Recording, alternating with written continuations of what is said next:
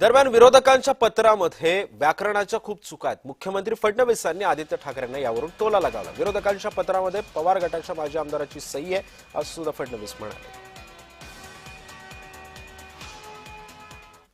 जागतिक मातृभाषा दिनी आपल्या मातृभाषेच्या इतक्या चुका या पत्रामध्ये आहेत।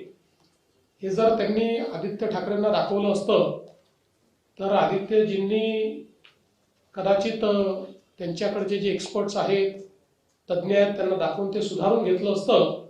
पण अतिशय म्हणजे चुका दुरुस्त करून काट करून असं एक पत्र आम्हाला त्यांनी दिलेलं आहे।